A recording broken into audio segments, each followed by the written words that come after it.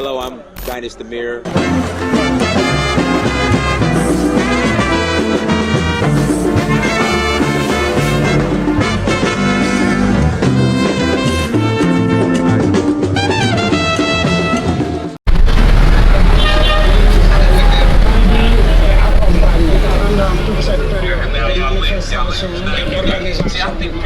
So we're passing through the city of Cowlock, Senegal on the way to Gambia. I think this is where Akon is from. Akon? Yeah, this is where Akon is from. So we're passing through Akon's hometown of Cowlock. I think I'm pronouncing it right. Same way, you understand? Certain foods that we're eating, it's like, hang on a minute. You know, I was eating, I know I don't eat the meat, yeah, but around Tabasco, you did eat some curry goat still. And it was curry goat just like what you had back home. And I was just like, you know, punch my neck back, you know, I've got to go. But, you know, we got to. Okay. Yeah. Well, I'm going to put a twist on this now. Okay. Something with brown in me. We gotta go, or? No, it's just me. Oh, you? Okay. I'm just gonna, that's what I'm saying. Wait a sec, I'm gonna jump out. Yeah. Something been really burning me since I got here. And I'm gonna talk about it. Go ahead. Right? Go ahead. And I think it's important because everyone here can identify with it. The skin bleaching. We got to go. Yeah? Something I'm we have to talk really about. sorry, but we need to get to our brothers and sisters to stop them from damaging their skin with all this bleaching. And a lot of the ladies don't want them to embrace their own hair as well. Because we as Africans, we don't need to be looking like any Europeans. Right. You know?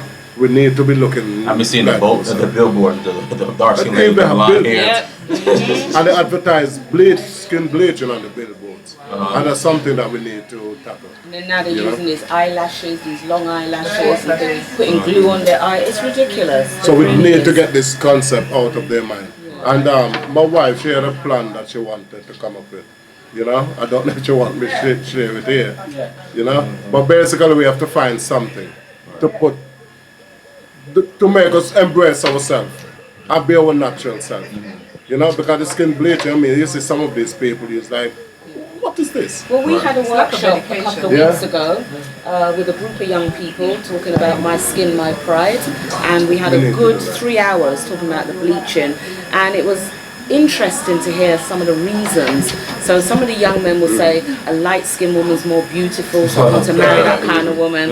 Some of the girls will say, oh, but light skin is better because you get better job prospects, it's more economically viable. So this is the nonsense that's been fed about light skin and dark skin. And remember, this has been fed centuries ago, this light skin, dark skin nonsense. So when you go talk about the trust issue, that's been fed into us for a long time. Don't trust the dark skin ones, go more with the lighter skin ones. And remember, this is all about comfortability.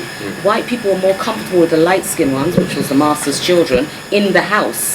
They had them in the house amongst their friends because they didn't look so, you know, damaging or so heinous. But they had the dark skin, true Africans, black Africans in the fields. And they were the menacing ones. We were frightened of them, you know, because they were going to attack us, etc. So that story, that narrative has been going on for a long, long time, but we're still holding on to it because we've got nothing else to compare it with. So this skin bleaching, it's a nonsense really, because you bleach. You get lighter, then you get red, then you go back to black. You can't go out in the sun because your skin is so damaged. And you know, I've got some clients who's been bleaching. I said to him, you can't use my products if you're bleaching. You have to stop the bleaching and then I can start healing your skin. But I cannot work with you if you're still bleaching. That's the agreement. It's as simple as that. I will not endorse that because we've got beautiful skin. We've got about 27 shades of black. And all of them are beautiful. Exactly. We don't need these damaging creams with this hydroquinone. And you know, even in Ghana now, I think someone said, women are taking tablets thinking that their babies are going to come out lighter. Yes, that's how far the damage has gone, that now we're even trying to, you know, lighten the children from inside the womb. But really what we're doing is damaging those fetuses, because that chemical that we're putting in, you know, it's causing the fibroids and the cancer and cervical cancer, all sorts of things, because it's so damaging, those chemicals that we're putting in our body. Even with the relaxing of the hair, those chemicals go right through, porous into the brain, into the women. Black women suffer a lot from fibroids, and there has been studies and research shown that the relaxing is linked directly to the fibroids. And we've been doing that for a long, long time, since, imagine CJ Walker times. Yeah, so Guess who kind of started it, right? Yeah, it's an American. But it wasn't, an African in America. but it wasn't for that reason. She started because she had psoriasis of the scalp. Okay. So she had to find a way to stop the itching, etc. So she developed what she developed, straighten her hair, but it wasn't because she wanted to look European. It was about psoriasis. If you read her story, you'll see how she started the business. So yeah, it's a big issue in terms of. But some people told me here that I've got very long locks, and people say, "Oh, I'd love to have locks like you."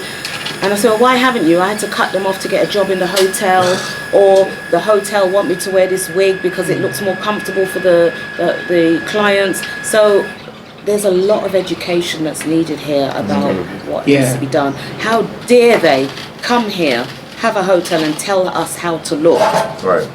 How dare they do that? If the clients don't like it, tough. Don't come to Africa. But when you come to Africa, you're going to see African people with African hair, nose, lips, butts, whatever it might be. Don't expect to see European people, or else stay in Europe.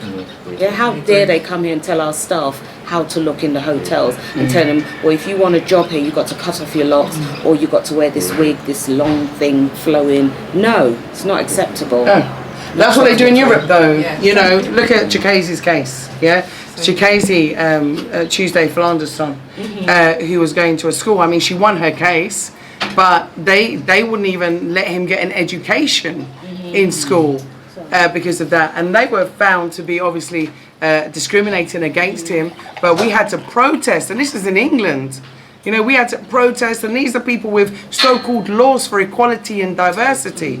So, I mean, to hit on the whole skin bleaching thing, my daughter, she has Culture, that's CURLTURE, UK, which you can find her on Instagram, or she has a website, and she's been campaigning for many, many, many years, promoting black women's natural beauty and natural hair.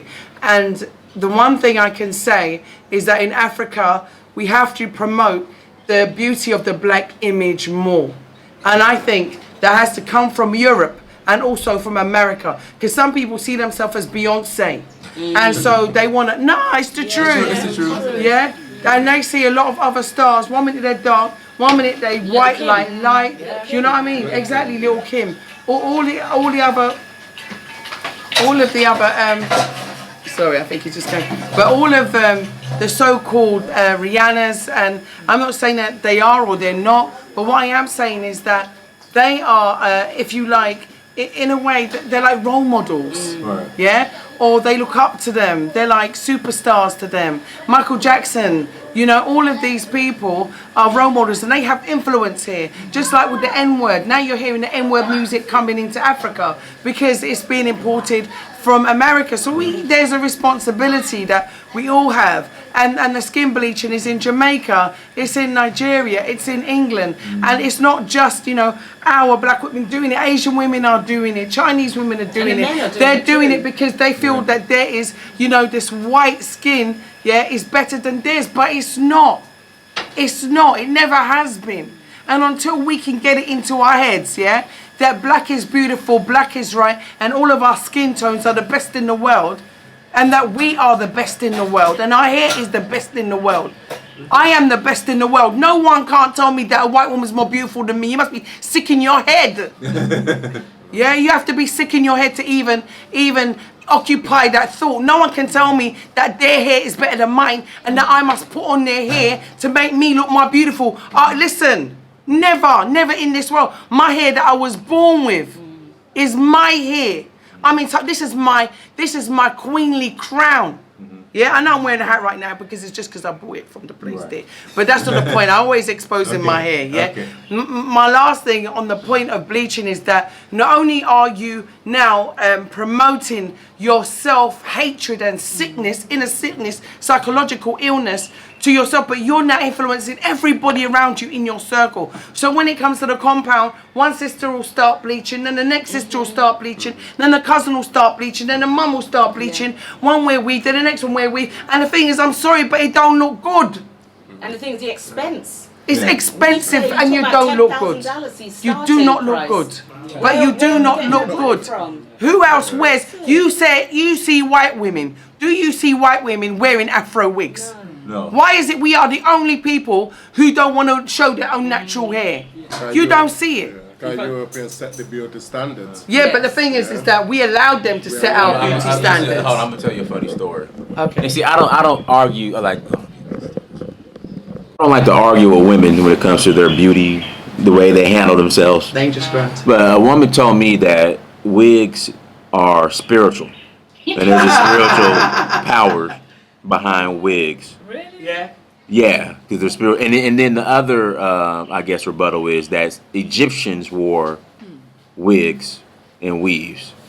They have did. flats. They did. They have flats. But You their know. wigs They have flats. emulated what their natural hair looks like. No, That's they the have difference. flats. Okay, And but- it's only when they shave their hair after they've gone through their spiritual initiation. Right. So when they shaved their hair, it was their hair that was plaited into the wig. So don't get it twisted. Let's Okay. not use that as an excuse about it being spiritual. At the end of the day, if I put on hair that's made from a Brazilian or from an Indian I don't know, somewhere in Pakistan, that is not my hair.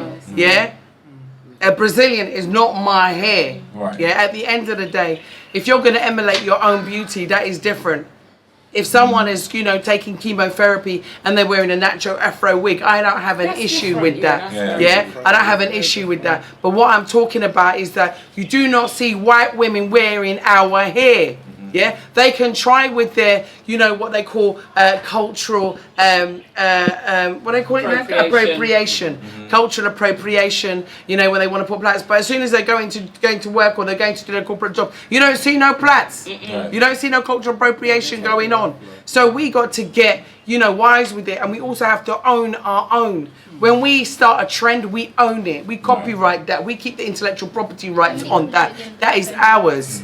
Yeah, but this whole skin bleaching thing, Rwanda and some other nations have now banned it, Yes, and they I have. want it to But follow it's the suit. enforcement. They It's might the have banned it, but enforcement. it's the enforcement. Can I come back to something you said about, you don't get involved in women's issues? I try that- not to okay. because it's just, I don't know. But let me give women you some will get advice. He it. opens Women a get- hornet's nest It's a for you. hornet and they get Especially in offended. America. You a man. Let We me worried give about you, no let me women. give you some You advice a as a man. Let me say something as a man. As an African man, you are supposed to correct your women. As a man, I would expect you to say no to bleaching, no to the eyelashes, no to the nails, no to it. As a man, Okay. as an African man, you have that right to correct your African women. And I would expect our men to correct the women. Don't let other people correct them, and they do. Our men are supposed to correct us when wrong, and vice versa. Women are supposed to correct the men wrong. Let's own our own community. So I don't expect brothers to be walking around saying, oh, but it's her money, it's her wig. No. As a man, if you like natural hair, tell her you prefer the natural hair. Tell her how beautiful her natural hair looks. If our men would stand up sometimes to the women and say, no, what you're doing is wrong, maybe they would not do so much of what they're doing. But we need men to stand up in general. We do. Need men. We do. I believe that men need to step up I believe in so. general, because And I this- feel that women are being very vocal right now. I mean, except for my beautiful husband, who I love, of course, and now you ain't going to cuss me later. But at the end of the day, what I'm saying is that, I do feel that I've seen some episodes, even when we was watching a video where women have been getting, into fights, look at the video you showed me yesterday that we watched, and a man standing there videoing, They're not actually, you know, See, that's getting wrong. in. Of course it's wrong. They're not actually getting involved and say, no, this is wrong, and I'm going to stand up as a man, and I'm going to stop this incident from occurring. People died because of the lack of intervention of our man. Black man has to stand up and be counted. We don't need no more this effeminized man stuff. We need men to be men. We need men to be African men. That's why even talking about the initiation, where they learn about what the role of a man is, and where an African man knows what the role of. Go on, brother. You want to talk? That's what they got rid of. What got rid of? They got off all of things that we used to do. Yes. Because exactly. we used to do the initiation, yeah? When it was before the colonization, all that BS that happened, we were 100% better. We were running against land, teeth in lion's meat Yes. and killing zebras and all them kind of things. We were generally healthy. You mean we were hunters? Yeah. Okay. But Sorry, no, Emma. it's true. Emma, What what he's was saying you is that the role of brought the home, the feed, the spoils back to the village, to feed the village, etc. But also there was a direction. Now, a lot of people don't understand what we're saying. They're like, oh, I'm not letting no man rule me. That's not what I'm talking about. I'm talking about men having responsibility for their families. So if something is not conducive to the family, the man should be able to stand up and say that. If it's not conducive what the man's doing, the woman should be able to stand up and say, we are colonial people as Africans. It's a balance. Man is not over woman, woman is not over Yeah, man. it's a balance. We are colonial. So every time you see any structures, if we make masks, we make the male and the female version. Yes. If you look at the warrior man, you look at the man and the woman. Yes. Anything we have is always colonial. But we've lost that. I just want to say. Sorry, Ed. But yeah, As a man, how do you just feel want about what we Can I said? just quickly add something Emma. before we go off? This, I'm going to talk about the weave thing And then we because gotta go. Yeah. whilst I'm not putting the blame on man or woman, we have to always look at the root cause as to why black women got so caught up with the weave thing. Because a lot of this, from what I've seen over the years, started with the interracial relationships. Because what black women saw was black men rejecting the dark-skinned women for the European woman with the long hair, the blonde hair, the blue eyes, right? So obviously the black woman wants the attraction of the black man. So what does she do? She bleaches her skin, she puts the weave on because he's showing her that that's what he's choosing over her. So in order for her to attract her man, she chooses to do that thing. So what I see on social media is a lot of black men, I call them lack men, black men, right? Because they've lost their blackness. All they do is talk about black women and black women and weave. It's tiring. It's absolutely tiring, and they take no accountability for the fact that, yes, some of them will turn around and say, this is my white queen. We see them all the time, pushing up and praising these Beckys, giving them the opportunity to come on and talk all sorts of nonsense to black women, right? This is why the European woman can come and say all that nonsense to a black woman and think she is okay with it. Telling the black woman, oh, I'm taking your man, I'm a black queen. You see them, like we said, our people are very giving to the point we give ourselves away.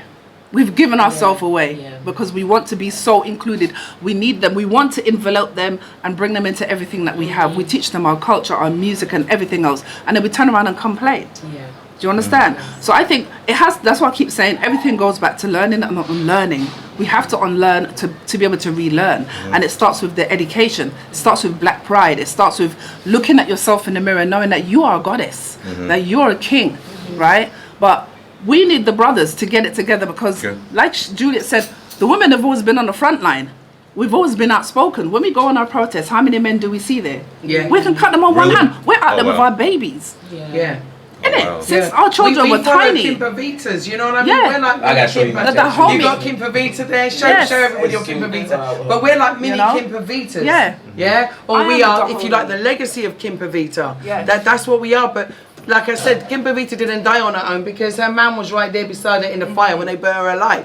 What I'm saying is that it's now time for the black man to step up. Yeah, and at the end of the day, I know I'm not going to cuss interracial relationships. I'm not even going to cuss interracial marriages because it's them black men and them black women that are bringing those people into our community. It's those black men and those black women that are deciding that that is their choice over their own race, right? I listened to Dr. Umar, and Dr. Umar said that your partner is a reflection of your reflection of yourself. So if your partner is not a reflection of you, it means that you don't even love your own reflection. You just want your reflection to be that of something else. So for me, those people need to go and fix themselves, because all they do is take money out of their own economy and give it right back to the oppressors' economy. So if you look at it on an economic basis, that's what they're doing. And so you can't expect your community, your society, your people to thrive. They call it a race for a reason, because everybody's running. Right. Yeah? Everybody's running. Yeah? White race is running, black race is running. But the difference is that some people have tied up a whole race while they're running ahead and put us in bondage. And what are we doing? We're saying, oh, it's okay. Yeah? Come into our little bundle and you can keep us even, you can tie us up even more. Eat round our table. Yes, exactly. So listen, I know we got to go because we're really late and I've got people waiting. But I know you got something to say, so you go ahead, Mom.